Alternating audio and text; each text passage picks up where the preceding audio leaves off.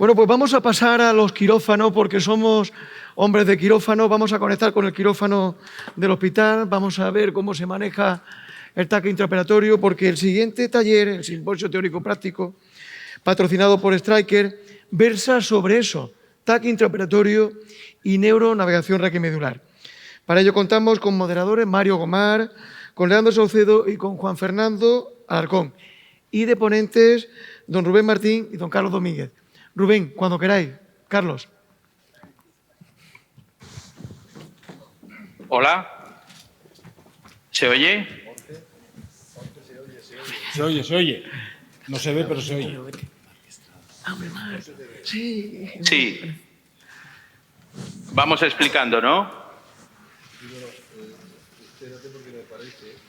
No sé yo el orden en que lo quería hacer el orden sería que hacemos unas presentaciones orales y luego te conectamos para poder hacer la demostración en vivo. ¿Sí? Sí, como queráis. O sea, Muy bien. de acuerdo, de acuerdo. Te decimos. Gracias. No lo sé, lo que digáis. Es que ahora no nos están oyendo. Sí, te oímos, pero no te acabamos de ver. Vale. Cortar. Cortamos. Sí, empezamos nosotros.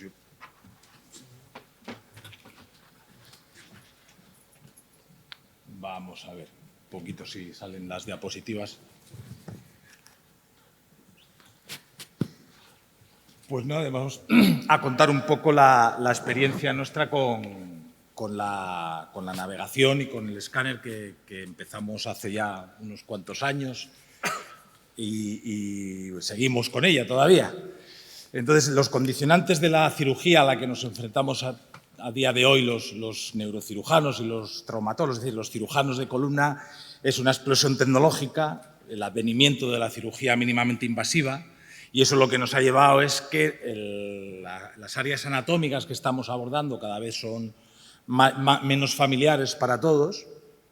La complejidad de los tratamientos se ha incrementado porque vemos mucha reintervención, mucho paciente complejo, añoso, y las expectativas tanto de pacientes como de los propios cirujanos pues han cambiado. Ahora el mal resultado es poco admisible, ¿no?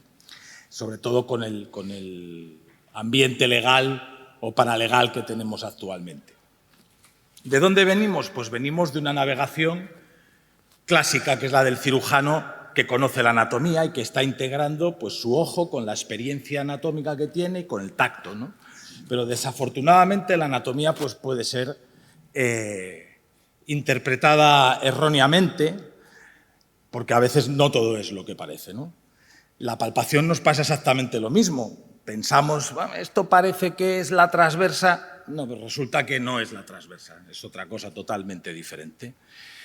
Y todos pensábamos también que los resultados cuando hacemos la cirugía a mano alzada o haciéndola con un arco en C, pues son perfectos. Y a mí me gustaría que levantase la mano todo aquel que no haya visto un escáner parecido a ese o similar. Todos tenemos algún caso en el cual el tornillo se va por donde no debe.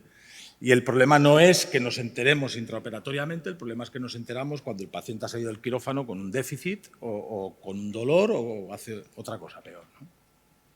Entonces, aquí viene la tecnología al rescate. Y la tecnología que nos permite seleccionar la vía de acceso más segura y menos invasiva para el paciente durante el procedimiento, identificar la anatomía quirúrgica por imagen, nos permite en zonas críticas orientarnos y globalmente aumentar la seguridad del procedimiento, sobre todo en las maniobras que son técnicamente mucho más demandantes, ¿no? ¿Cuál es el problema de la tecnología? Que no toda la tecnología es adecuada para su uso en el quirófano. Porque una tecnología, para que sea adecuada, tiene que ser sensible, tiene que ser específica, tiene que ser simple, tiene que ser rápida y tiene que ser segura. Y al principio de la era de la navegación y del ataque intraoperatoria, no era la percepción de la mayor parte de los cirujanos de columna que la navegación cumplía esos 5 requisitos. ¿Por qué? Porque había la consideración de que incrementaba mucho el tiempo quirúrgico, que era cara y que no había una necesidad de su uso porque los resultados ya eran buenos sin ella, ¿no? Y estos realmente son los mitos que hay detrás de la navegación que no se corresponden con realidades. El efecto de este incremento del tiempo quirúrgico se debe únicamente a algo que todos tenemos que pasar, que es la curva de aprendizaje, que se estima que es en unos 20 a 35 casos.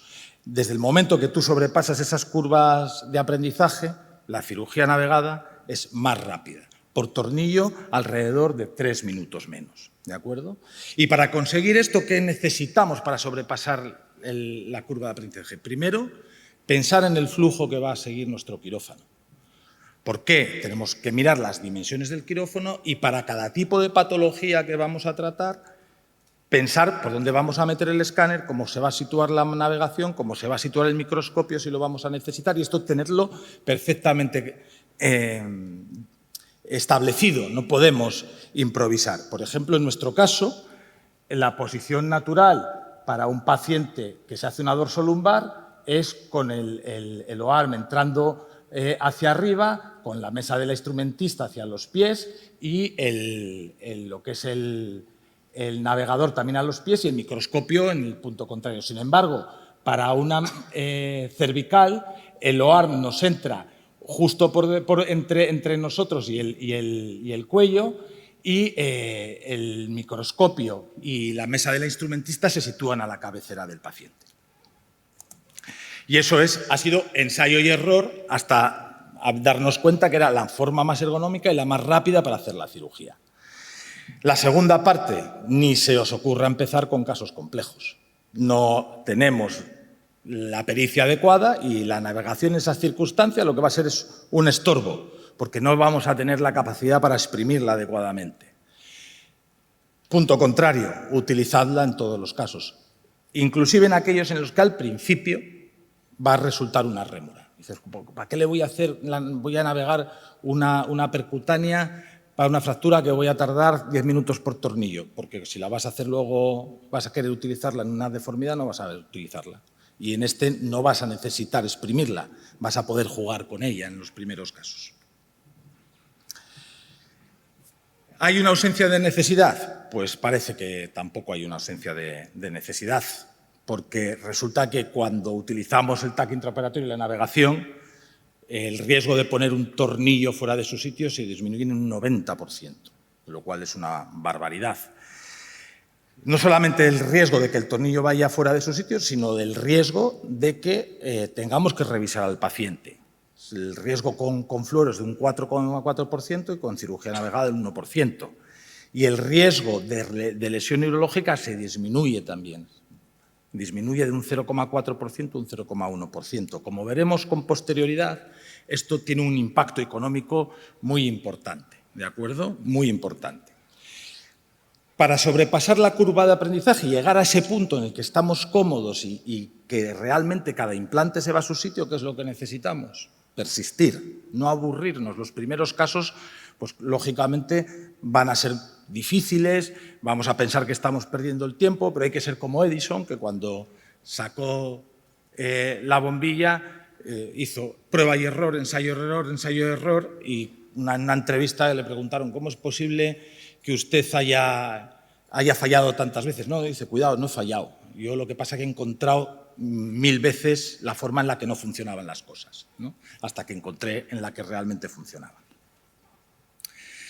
Luego, cuando tenemos que ir a las direcciones a pedirle el escáner y la navegación, siempre dice, oye, esto es muy caro, esto es 1 millón de euros.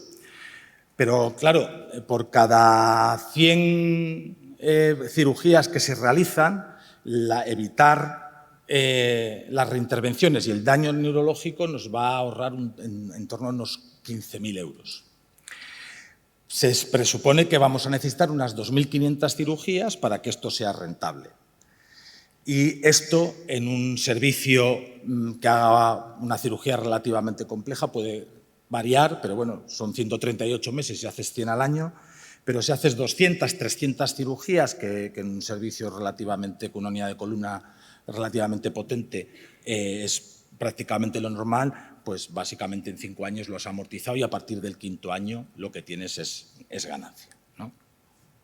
Eso sin tener en consideración que esto no solamente sirve para la columna, se puede utilizar para la DBS, se puede utilizar para la cirugía del tobillo. Hay muchos estudios que demuestran que las fracturas de astrágalo tienen un pronóstico totalmente diferente cuando la reducción es perfecta, y esto se consigue también con el TAC. Pues para el trauma pélvico hay muchas cosas que uno puede darle uso, ¿no?, a la hora de justificar la adquisición de uno de estos equipos.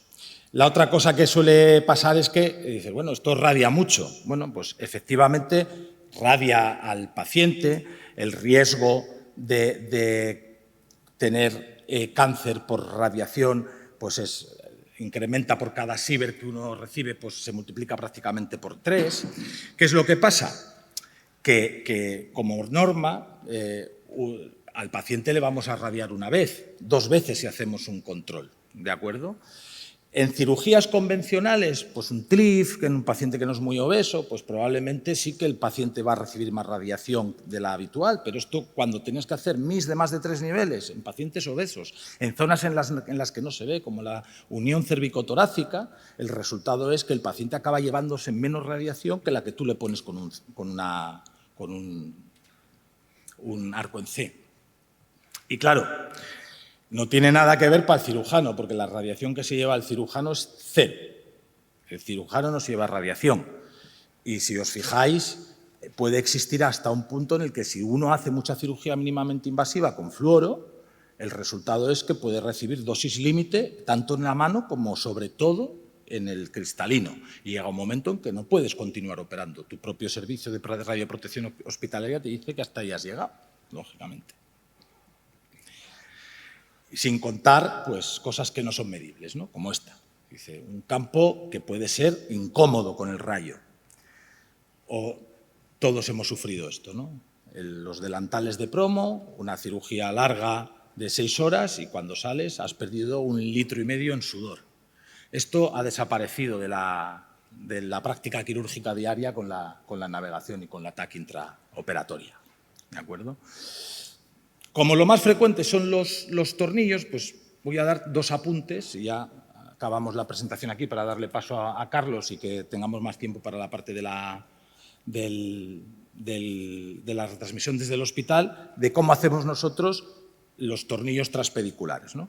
Nosotros habitualmente solemos colocar el marco de navegación en la parte más distal, en la última vértebra a instrumentar. Aunque en el caso de 4 o 5 también nos puede servir colocarlo en la cresta ilíaca.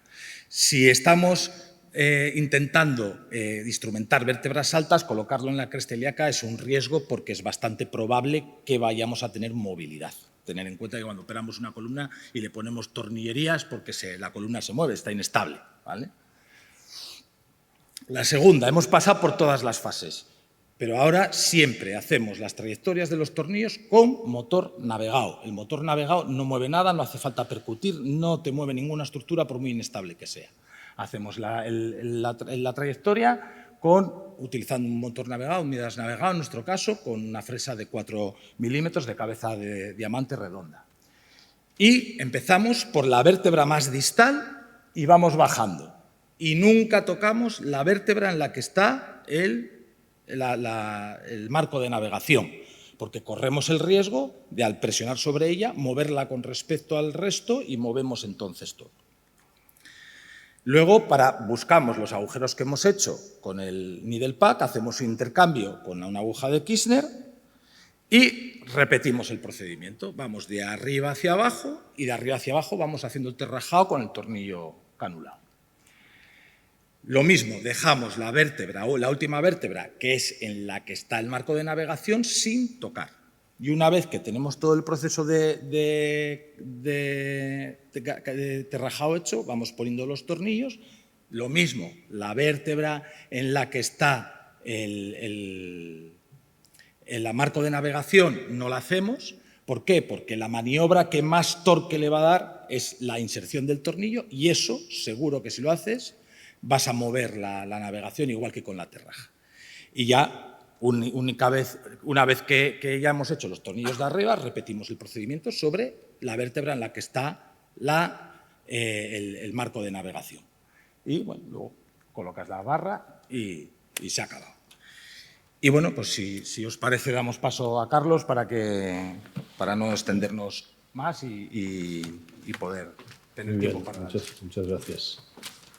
Muchas gracias. Ahora, en primer lugar, mientras se carga la presentación, quiero agradecer la amable invitación para poder compartir con todos ustedes nuestra experiencia en el Hospital Germans Trias y Pujol. La primera consideración que quiero hacer es que no tengo nada que declarar más que he caído en el enamoramiento con la navegación, porque yo empecé navegando en el 93 y estaba habituado a la antigua usanza, y con el devenir del tiempo las primeras softwares que había de navegación pues no me aportaban mucho y era toda una cirugía muy engorrosa, pero con la mejora de todos los softwares y de todos los aditamentos pues me siento mucho más cómodo y mucho más seguro, ¿no? Esta primera diapo es para enseñaros cómo es nuestro quirófano. He tenido la oportunidad de estar en el quirófano Dr. Huete y aquello parece una sala de baile. El nuestro es muy pequeñito y entonces todos aquellos que estén contemplando la adquisición de un nuevo sistema de imagen intraoperatoria, como ha dicho el doctor Rubén, hay que tener en cuenta las dimensiones del quirófano. El nuestro tiene 38 metros cuadrados y ahora vamos a pasar a uno de 65. Estaremos un poquito más holgados. Pero para que veáis los tips and tricks, por ejemplo, en la diapositiva, aquí no sé si se alcanza a ver, esto es como está todo el sistema de ventilación de los anestesistas que ocupan una de las 4 esquinitas del quirófano, que es rectangular. La otra esquina está ocupada por la monitorización neurofisiológica, etcétera, ¿no? Entonces, más o menos nos vamos poniendo según podemos. En estas otras imágenes veis dónde está el microscopio en la otra esquina, aquí puesto. Queda todo como demasiado lleno. No somos los únicos que tenemos problemas con el espacio. Aquí está el doctor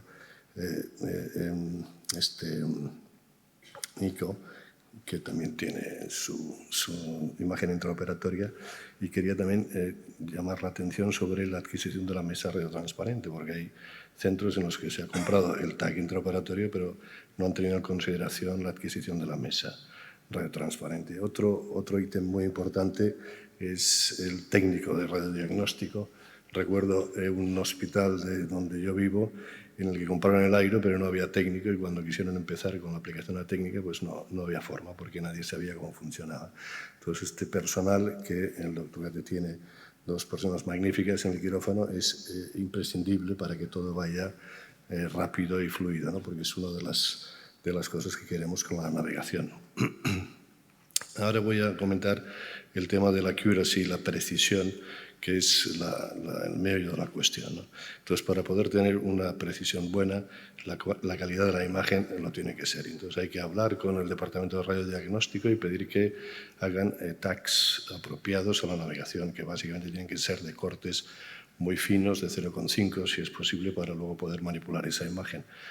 Luego, si tenemos la posibilidad de preplanificar las cirugías, es un poco como lo que nos contaba el doctor Peiro, ayuda a que todo sea más simple y puedas tú encontrar fallos que puedas corregir inmediatamente o intraoperativamente. Luego, la forma de registrar esa navegación también es importante. Ya veréis más adelante que hay un par de formas, uno que es automático, que es súper rápido, y otro es surface matching, que vas adquiriendo puntos en las vértebras, cada uno en un escenario quirúrgico diferente tiene mejor aplicación, ¿no? Y luego es importante el que toda la instrumentación que utilicemos pues esté perfectamente calibrada, y así evitamos los errores de precisión. Y luego tener en cuenta que la columna pues es un órgano que se mueve, y entonces si aplicamos presión pues podemos también tener errores de precisión. Aquí en este vídeo pues os enseño lo que nosotros tenemos en el quirófano, que es un flat panel básicamente, que es el bus de Brainlab, en el que podemos ver las imágenes y podemos mirar detalles que sean de interés en la intervención quirúrgica, como niveles a intervenir o lo que fuere, ¿no? Este es un caso hecho recientemente, aprovechando las imágenes para la presentación del día de hoy, que luego os diré que toda la deformidad pues, son cosas que nos hemos ido metiendo gracias al advenimiento de la nueva tecnología. Estas son aplicaciones que existen en el sistema de BrainLab que básicamente simplifican todo el flujo de trabajo. Nos permiten numerar las vértebras, nos permiten preplanificar los tornillos, y todo eso hace que sea todo como muy, muy rápido, y espero que así sea la demostración que haremos en quirófano. Esto es para demostraros cómo de forma automática se pone el nivel de cada vértebra. También existe la posibilidad de hacer correcciones en el plano sagital,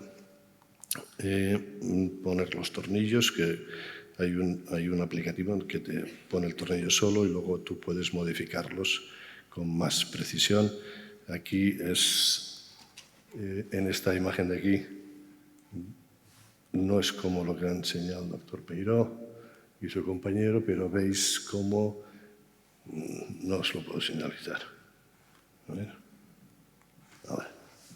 Aquí a veces las barras caen de forma un poco ergonómica, y modificando la posición de la cabeza del tornillo puedes conseguir una mejor aplicación de la barra.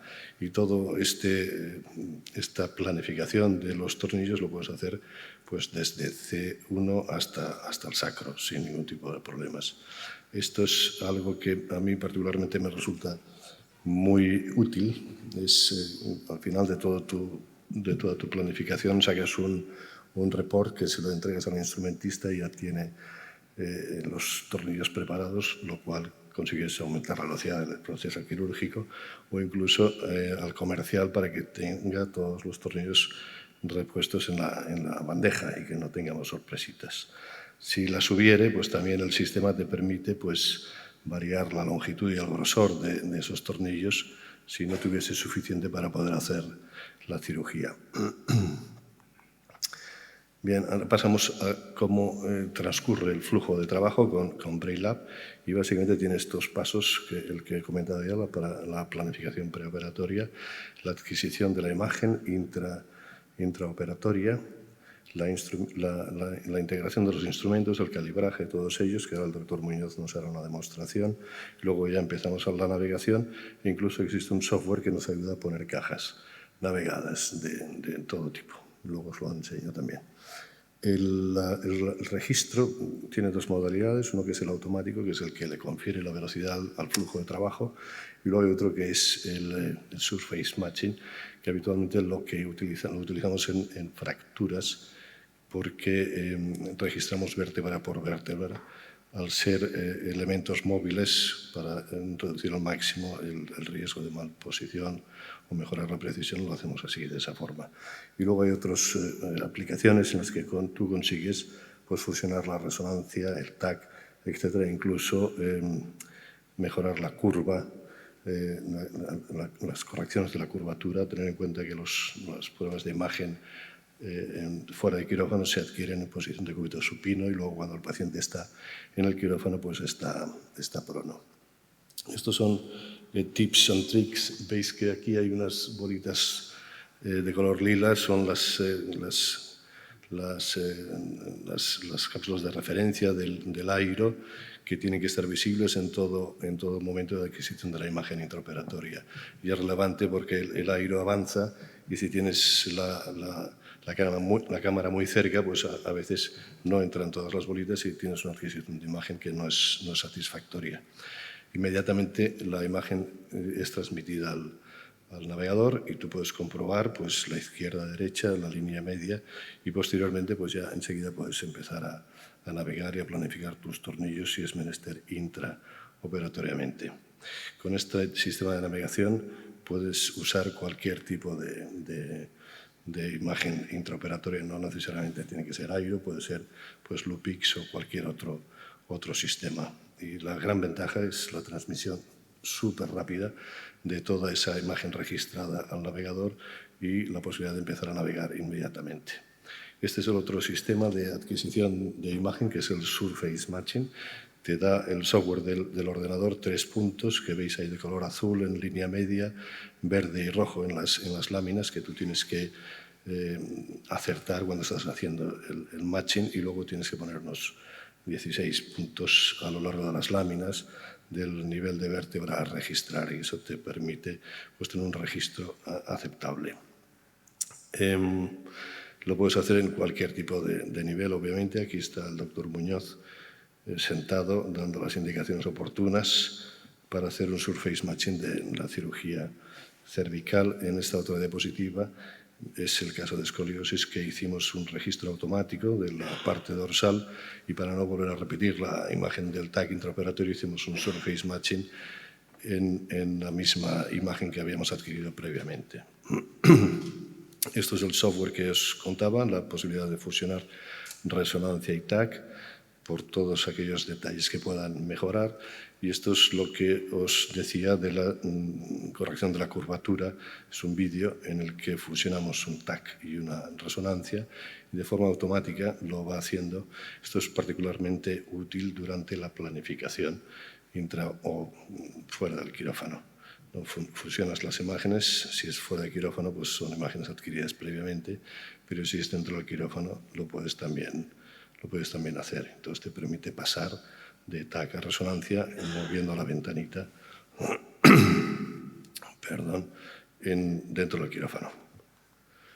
Luego, con referencia a la integración de los instrumentos, normalmente el puntero está registrado de forma permanente, pero el resto de cosas conviene registrarlos en cada procedimiento. Hay un apartado de favoritos que tú puedes colocar los instrumentos que utilizas para adquirir más velocidad en el proceso. Este es el aspecto de la matriz de calibración, que tiene que estar siempre disponible con sus bolitas de referencia para poder calibrar no solo los instrumentos que tú vayas a utilizar, sino el material que vas a implantar. Veréis también el quirófano cómo está la estrellita esta de carbono, que es radiotransparente, o este otro sistema que son pins que se ponen en la cresta ilíaca, sobre todo para evitar colisión entre las bolitas de referencia, porque si se sobreponen unas a otras, pues puedes tener errores de precisión. Este vídeo es para demostraros pues, que la columna se mueve y si no somos cuidadosos a la hora de buscar el punto de entrada o hacer el trayecto, sea con un motor o sea con un drill, podemos tener problemas de accuracy. Lo mismo nos pasa con el palpador de pedículo, y nosotros en concreto utilizamos el Power Drill, que es un motor con una fresa larga, con micromovimientos, y así evitamos el error de accuracy con este sistema. Lo utilizamos, esto es otro vídeo para demostrar cómo se mueve la columna cuando estás tú preparando, y si haces lo mismo con la navegación, pues puedes tener errores de precisión. Con el Drill Guide te permite pues, un registro automatizado, una profundidad de los tornillos. Con esta regla de aquí puedes establecer en tu planificación quirúrgica qué profundidad tiene que tener el drill para no tener excesos de fresado, ¿no? Aquí me gusta enseñar esta diapositiva porque hay un salto generacional. Está el doctor Muñoz, el doctor Tardáguila, que fue residente nuestro, y ahora está el doctor Cortés, que es nuestro residente, y está haciendo una cirugía cervical subaxial que incluso de C2 ha puesto tornillos. Antes eran cirugías que estaban pues, designadas para los más seniors del servicio por todas las implicaciones que había, y ahora con la navegación pues, se ha universalizado todo, y es posible que hasta los residentes participen activamente de este tipo de cirugía. Me gusta enseñaros esto porque es lo que utilizamos nosotros para la cirugía percutánea, sobre todo lumbar. Es una Jansedi que también está precalibrada, y esto nos permite ganar acceso al pedículo y poner un Kirchner, y son cirugías relativamente más rápidas. Estos son estrellitas de referencia que puedes aplicar a cualquier tipo de instrumental que tú tengas en tu quirófano. No necesita ser exclusivamente el de la compañía X. Y una vez ya tenemos todo registrado, todo calibrado, pues nos ponemos a navegar. Es una cosa muy simple. Todos los que hemos nacido en épocas de analógicas y no tenemos exposición a lo digital, como es mi caso, pues al final he descubierto que no es tan complicado y podemos navegar sin problemas. Esto es lo de la posibilidad de manipular el tornillo una vez planificado e incluso durante la planificación veis que, por ejemplo, en este caso el tornillo puede estar violando la parte externa del vehículo y entonces te permite cambiar la dirección y el grosor del tornillo. Esta visión de Proof Eye es particularmente útil porque te ayuda a hacer una visión telescópica de tu trayecto y vas viendo si está el tornillo, su trayecto, en el lugar adecuado. Esta otra diapositiva es en el caso de la escoliosis, que habíamos planificado los tornillos previamente y utilizamos el Drill Guide para conseguir el entry point y la profundidad y trayectoria. Hay otra posibilidad, otro aplicativo de la navegación, que es utilizarlo para MIS. Esto es otro vídeo que paso rápido en el que se ve la implantación de una caja y esta diapositiva va para uno de los miembros de la mesa en el que vale la pena hacer la inversión económica a largo plazo, ¿no? No solamente lo utilizamos los cirujanos de columna, sino en neurocirugía también, en otorrino, cirugía maxilofacial. Evitamos las reintervenciones. Una vez adquirida la curva de aprendizaje, pues las cirugías son más cortas. Introducimos técnicas de mínima invasión y, por lo tanto, los pacientes se van antes a casa. Todo ello supone un ahorro considerable. Y gracias a estas técnicas, pues básicamente, dentro de mi repertorio quirúrgico he conseguido incluir todos estos tipos. Y no hay tiempo para enseñar los casos, los paso rápidamente. Este en concreto es un paciente que dijo, por favor, haga algo, que me han estado a punto de atropellar 2 veces. Tenía una deformidad cifótica que no le permitía ver ni el semáforo ni los coches que venía. Planificamos la cirugía con la posición de los tornillos, incluso la osteotomía de C7. Aquí he de llamar la atención acerca de la persona que tenemos en el hospital, que es un ingeniero biomédico que nos ayuda con todas estas planificaciones. Veis aquí en azul cómo hemos corregido la deformidad y esto es el resultado postoperatorio en el que antes no cabía un dedo y ahora caben 4 y el hombre está muy contento. Y esto es un caso de cirugía tumoral de sacrectomía en la que pudimos poner, gracias a la navegación, 2 tornillos sacroiliacos. Y esta es la última diapositiva de la charla. Doctor Muñoz, ¿nos oye? No nos oye. Lo voy a llamar. Os oigo, sí. Ah, bien. Pues Jorge, empezamos. No te vemos. ¿Me oís? Sí, estoy claro. ¿Escucháis bien? Sí. Vale. Vale, bueno, vamos a ver cómo podemos resumir un poco esto, porque vamos un poco con retraso. Esto es una simulación de una cirugía de raquis guiada con TAC y navegada con el software y el hardware de BrainLab a nivel de la columna lumbar. Y es una demo de una instrumentación transpedicular. Como veis, aquí tenemos el paciente colocado en prono y con una disposición en quirófano que creemos que es la más funcional, el airo a la cabeza, para hacer un barrido de craneal a caudal y hacer un TAC de toda la zona de raquis que queremos tratar e instrumentar. Entonces, en este caso, hemos puesto el clamp con la estrella y las esferas reflectantes que tiene que ver la cámara del navegador en la espinosa de una de las vértebras que queremos instrumentar, pero si quisiéramos hacer una cirugía mínimamente invasiva o percutánea o que no querramos tocar línea media, también se puede poner un dispositivo a nivel de la cresta ilíaca que se pone también de forma percutánea, a lo que acoplamos la estrella con las esferas reflectantes y también nos va a permitir navegar y nos va a estorbar menos lo que es la manipulación a nivel de línea media. Entonces, cuando ya se pone esta pieza, con el paciente, por supuesto, en este caso el paciente ya tiene que estar hecho, tiene que estar montado el campo, hecho el abordaje abierto, ponemos la pinza en la espinosa de una de las vértebras que queremos instrumentar, teniendo en cuenta cuántos segmentos queremos hacer por arriba y por abajo, porque es posible que la precisión sea buena 1 o 2 niveles por encima de la vértebra que está segmentada Y si no, lo que podemos hacer es o hacer otro TAC, pero una cosa que ahorra mucho menos, que ahorra tiempo, es cambiar la estrella a la espinosa nueva que queremos de la vértebra que queremos instrumentar, casi siempre más alejada, y hacemos un surface matching o un registro otra vez por puntos, y si la precisión es buena, pues navegamos sin tener que repetir el TAC del paciente. Pues bueno, una vez que tenemos la imagen, aquí ya nosotros, como vamos mal de tiempo, podríamos mostrar cómo se adquiere el TAC, ya lo hemos hecho, y lo que vamos a decir sencillamente es que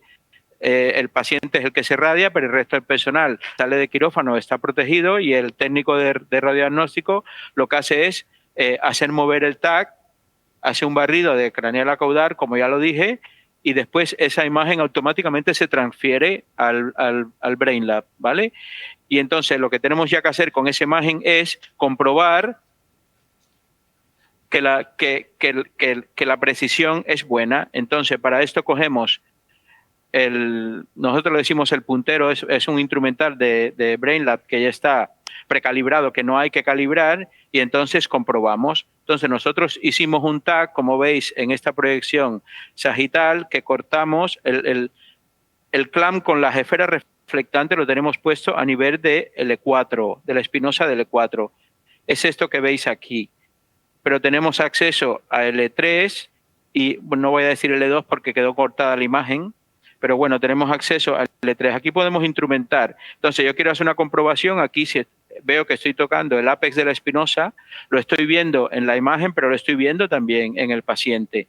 Y si me muevo por ese ápex de la espinosa hacia craneal o hacia caudal, veo que coincide bastante la realidad con lo que estoy viendo. También puedo hacer un barrido por la cara lateral de la espinosa, como veis aquí, llego a la lámina, como veis aquí, estoy pegado a la lámina, me voy incluso al articular, como veis aquí, puedo ir incluso a la apófisis transversa de la vértebra de arriba, a la apófisis transversa. Con esto lo que hacemos es sencillamente comprobar que o verificar que la precisión es buena.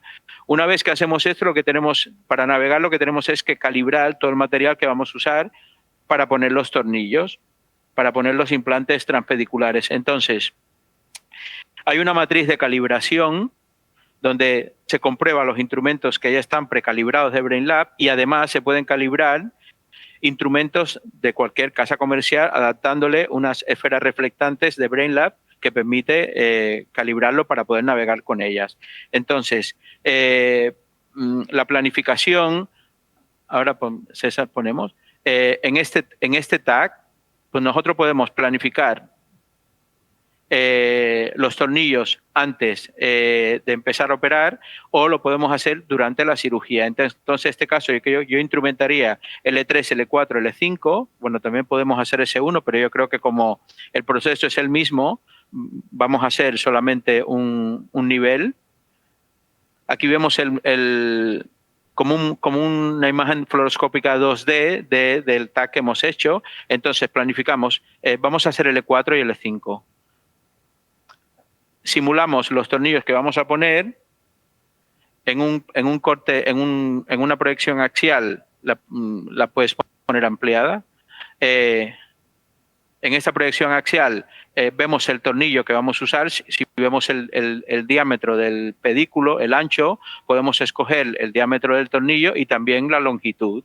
Entonces, ese tornillo luego se puede sacar en un reporte escrito, como ya enseñó el doctor Domínguez, que ayuda al instrumentista a tener un poco previstas las cosas. Esta planificación la podemos hacer antes, y sobre la marcha durante la cirugía también se puede hacer, y se puede verificar la que hacemos o corregir la que hacemos antes. Bueno, una vez que planificamos estos tornillos, decimos, bueno, esto es lo que queremos hacer. La otra cosa es que cuando también simulemos poner la barra nos quede de una manera que no podamos conformarla así en la cirugía. Entonces, en ese caso, modificamos un poco la trayectoria de los tornillos, siempre que la trayectoria sea intrapedicular, para ajustar las tulipas de manera que la barra después la podamos acoplar. Entonces, una vez que planificamos esto, vamos ya a calibrar el material. Lo primero que calibramos es un instrumento que es la Drill Guide, que permite introducir por dentro de ella una broca. Es un instrumento precalibrado ya de BrainLab, es decir, queda altamente preciso. Podemos introducir la broca y drillar el pedículo para después, como es un instrumento canulado, sacar la broca y poner un Kirchner.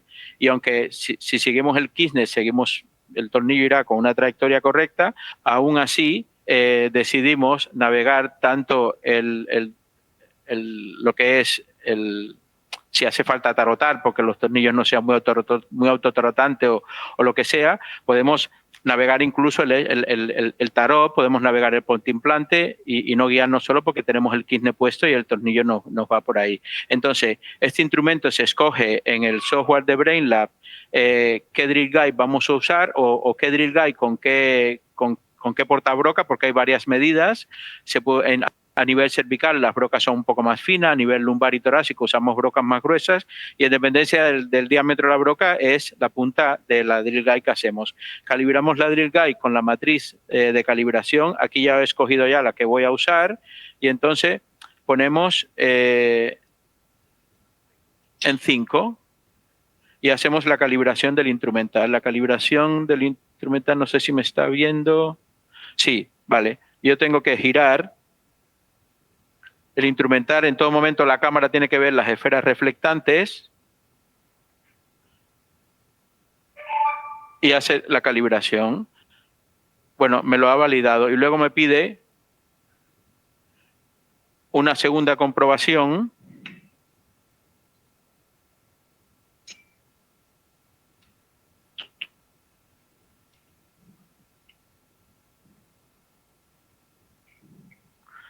Me pide una segunda comprobación donde yo verifico que la calibración es correcta. Lo acepto. Y ya con esto, ¿dónde está la broca? Yo puedo navegar. Entonces, aquí tengo la broca, la he puesto en un motor manual que la introduzco por dentro de la drill guide. Primero, me olvido de la broca y voy a poner, si estoy viendo y si no, donde yo más o menos sería mi entry point. Aquí ven, si yo quiero, si me inclino un poco, podría haber rectificado ese tornillo que está planificado, porque a mí me parece mejor ponerlo así, correcto. Y cuando tengo esta inclinación que me puede coincidir o no, intento que me coincida con el tornillo, entonces, una vez que tienes que siempre estar situado en sentido cráneo-caudal y en sentido lateromedial.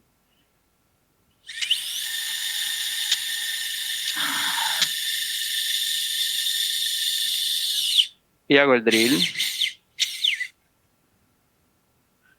Y entonces, a través de la drill guide,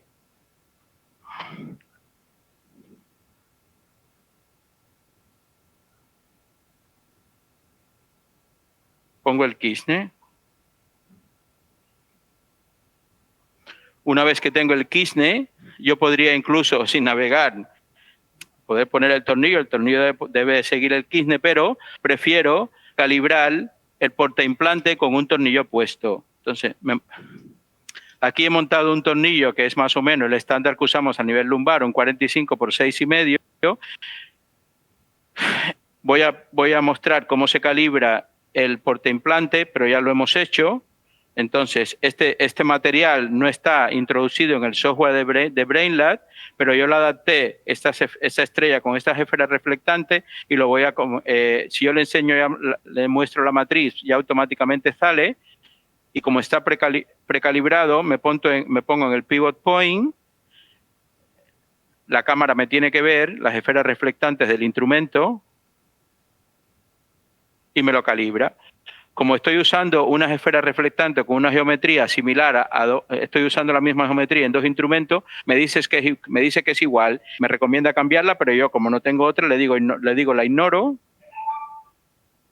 tapa esto, y entonces verifico, doy por buena la calibración y entonces con esto teóricamente puedo navegar. Entonces introduzco el portaimplante por el quisne, que el material es canulado, y me sitúo en sentido o lateromedial o cráneo-caudal, y una vez que estés, pues empiezas a introducir el tornillo. Depende del material que tengas, puedes navegar 360 grados, pero si el material implica que las estrellas con las esferas reflectantes, la cámara las deje de ver, hay una zona de sombra y en esa zona no navegarás. Aquí estoy navegando porque la cámara me está viendo las esferas reflectantes, pero aquí, por ejemplo, no, y pierdo la navegación, como podéis ver. Pero cuando vuelvo, tengo que ver que estoy siguiendo el sitio. Aquí no he tarotado y no sé si este tornillo me va a entrar en este modelo, ya veo que no.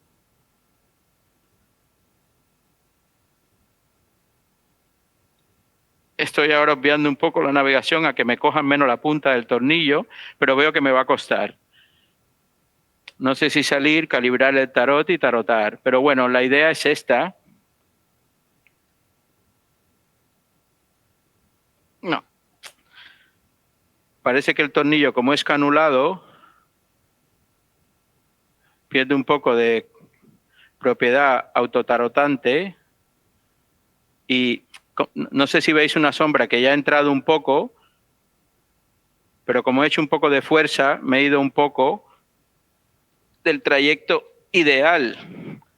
Pero bueno, puedes acabar de introducir el tornillo y estar en todo momento intrapedicular y no violar la pared del pedículo, ni medial, ni lateral, ni superior, ni inferior. Y entonces esta es la filosofía de la navegación. Aquí estoy un poco incómodo porque no me he bajado la mesa.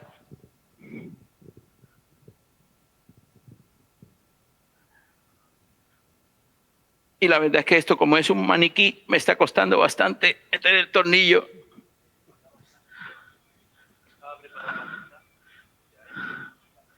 Vale, entonces aquí, claro, llega un momento que ya habéis entrado tanto que si no lleváis la trayectoria exquisita del tornillo que habéis planificado, al final quedará puesto,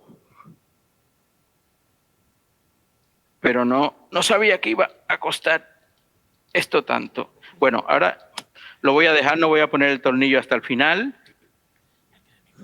Jorge. Bueno, aquí se ha visto todo estupendamente. Básicamente no hace falta hacer más tornillos porque estamos fuera del tiempo previsto, pero yo quería que nos hicieras algún comentario acerca de la suciedad que podamos tener en las bolitas reflectantes, si eso nos impide una buena precisión, y comentar también acerca de la profundidad del brocado. En el Drill Guide hay una escala en la que te dice la profundidad. ¿Me oyes? Sí, te oigo. ¿Dónde está?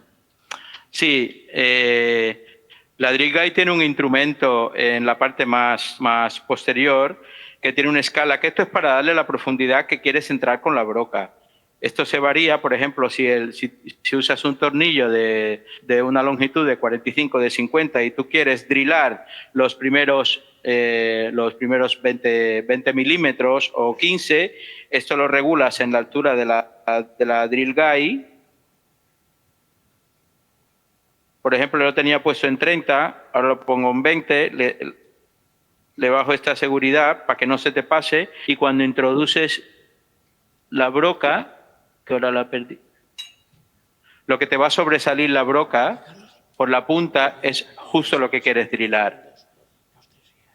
No sé si lo veis. Aquí yo he puesto 20 y aquí he salido, la broca me sobresale solo 20. Aquí lo que hay un problema.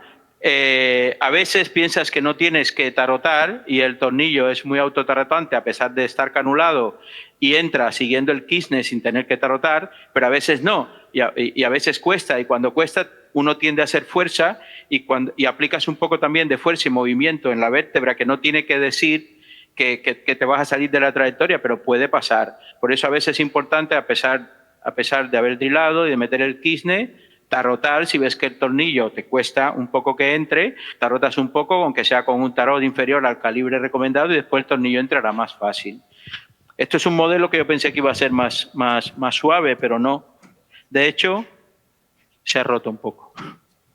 Bueno, es lo que explicaba el doctor Domínguez. La filosofía de la navegación es la misma. Y así después vas a otro pedículo del otro lado o vas al pedículo de la vértebra suprayacente o la vértebra infrayacente e instrumentas. Siempre es bueno intentar que te queden las tulipas alineadas porque te va a facilitar poner la barra, pero todo esto también te lo puede facilitar la navegación. Doctor. No sé si tenéis alguna.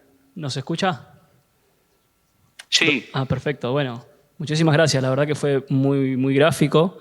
Creo que fue muy instructivo. Y lo siento, pero en rigor del tiempo ya tenemos que ir cerrando, ¿sí? No sé si da tiempo para preguntas o... Yo creo que más que preguntas, un mensaje de 30 segundos, Carlos, un mensaje de 30 segundos, Rubén, un mensaje de 30 segundos, Juan Fernando, y pasamos a robótica. Bueno, yo creo que el mensaje es claro, ¿no? Dice, la cirugía navegada ahora es estado del arte. No, yo creo que no hay ya ninguna justificación para no usarla en el día a día y lo que tenemos es ir venciendo los impedimentos económicos fundamentalmente de nuestras gerencias. Lo demás yo creo que está ampliamente demostrado. Sí, bueno, yo que soy por parte de la gerencia, la parte económica, es verdad que a nosotros el doctor Huete nos convenció de forma clara, pero también tenemos los impedimentos y las limitaciones económicas, sobre todo en el nivel de inversiones, con lo cual al final yo creo que hay que hacer un poco... Fíjate que he relajado la vértebra. Un poco de clamor hacia la industria también, a nivel de que yo creo que hay que llevar a unos compromisos y a nivel de cómo poder obtener estas altas tecnologías, ¿no? Que son un coste muy alto, ¿no? Y posiblemente habrá que pensar en colaboraciones público-privadas y irse a tiempos más largos, a efecto que se puedan amortizar estos equipos en más tiempo. Y lo que habéis dicho antes, efectivamente, son tecnologías que se amortizan en mínimo 5 años, pues irnos a poder adquirir mediante sistemas de pago por uso o incluso disponibilidad o lo que sea, a efectos de poder irnos a pagar los equipos a más tiempo, ¿no? Irnos a 7, 8, incluso a 10 años, incluso hacerlos coincidir con la vida útil, a efectos de que se amorticen desde el primer año, ¿no? A efectos de lo que pagas sea justamente lo que ahorras, ¿no? Y yo creo que esa es la clave, que al final la industria tiene que alinearse un poco con los hospitales y también con los clínicos y llegar a un compromiso entre todos para que esto pueda ser viable económicamente. Ya estamos convencidos que lo es, pero es verdad que hay una barrera importante a la hora de poder adquirir esta tecnología, ¿no?